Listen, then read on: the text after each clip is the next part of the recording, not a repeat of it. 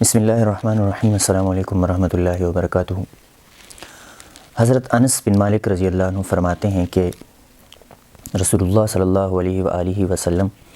اکثر اپنی دعاؤں میں اس دعا کا اہتمام کرتے تھے: اللہم انی اعوذ بک من الہم والحزن واعوذ بک من العجز والکسل واعوذ بک من الجبن والبخل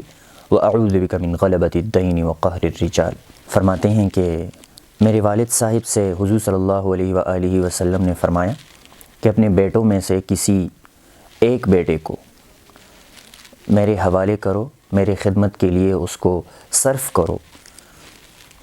تاکہ وہ سفر و حضر میں میرے ساتھ رہے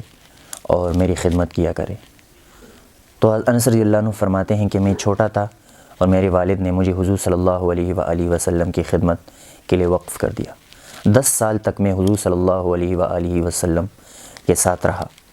حضور صلی اللہ علیہ وآلہ وسلم اکثر اپنی دعاؤں میں اس دعا کا اہتمام کرتے تھے، اور یہ روایت جو نقل ہوئی ہے یہ بخاری شریف میں بھی نقل ہے، مسلم شریف میں بھی نقل ہے، ابو داؤد شریف میں بھی نقل ہے، ترمذی شریف میں بھی نقل ہے اور نسائی میں بھی نقل ہے، یعنی اکثر صحاح میں یہ روایت جو ہے وہ منقول ہے۔ اب یہ دعا حضور صلی اللہ علیہ وآلہ وسلم کس لیے مانگا کرتے تھے؟ اس دعا کی سب سے بڑی جو اہمیت ہے وہ قرض سے نجات کے لیے ہے، کہ کسی پر قرض ہو، اور قرض جب بندے کے اوپر آتا ہے، قرضے چھڑتے ہیں کسی کے اوپر، تو پھر اس کے ساتھ ذلت بھی آتی ہے، کیونکہ لوگ آتے ہیں مانگنے کے لیے کہ ہمیں اپنا قرضہ واپس دے دو، یا کاروبار میں جو آپ کے ذمے ہمارے پیسے رہتے ہیں وہ ہمیں واپس کر دو۔ تو اس وجہ سے اگر بندہ ان پیسوں کو واپس کرنے کے قابل نہ ہو تو ذلت بھی انسان کو ملتی ہے۔ اسی لیے علماء فرماتے ہیں کہ انسان کو صبح اور شام اپنے باقی اذکار کے ساتھ کم از کم 10 مرتبہ یہ دعا بھی شامل کرنی چاہیے، 10 مرتبہ صبح اور 10 مرتبہ شام۔ انشاءاللہ جتنا بھی قرضہ انسان کے اوپر ہوگا، پہلے تو جس کے اوپر قرضہ نہیں ہے اس کے اوپر قرضہ چھڑے گا ہی نہیں، اور جس کے اوپر قرضہ چھڑ چکا ہے، قرضوں کے بوجھ تلے وہ دھپ چکا ہے، تو اس دعا کے اہتمام سے انشاءاللہ اللہ رب العزت کی ذات سے امید ہے کہ اس کا قرضہ جو ہے وہ سارا اتر جائے گا اور ادا ہو جائے گا۔ یہ دعا میں ڈسکرپشن میں بھی دے دوں گا۔ اس دعا کا اہتمام ہم سب کو کرنا چاہیے، اور بعض روایات میں ان کے ساتھ کچھ الفاظ کم و زیادہ ہیں، جیسے بعض روایات میں ہے کہ اعوذ بک من فتنۃ المحیا والممات، کہ زندگی اور موت کے بعد جو فتنے آنے والے ہیں اس سے بھی پناہ ہے اس میں۔ اور بعض روایات میں بڑھاپے کے دنوں میں جو انسان کو ذلت اٹھانی پڑتی ہے، یعنی انسان کا اگر دماغ کمزور ہو جائے یا دوسری طرح کی انسان پہ کمزوریاں آ جاتی ہے اور انسان کے اوپر جو ذلت آتی ہے، تو اس سے بھی حضور صلی اللہ علیہ وآلہ وسلم نے پناہ مانگی ہے۔ تو ہم کوشش کریں کہ حضور صلی اللہ علیہ وآلہ وسلم کی جتنی بھی دعائیں ہیں، مسنون دعائیں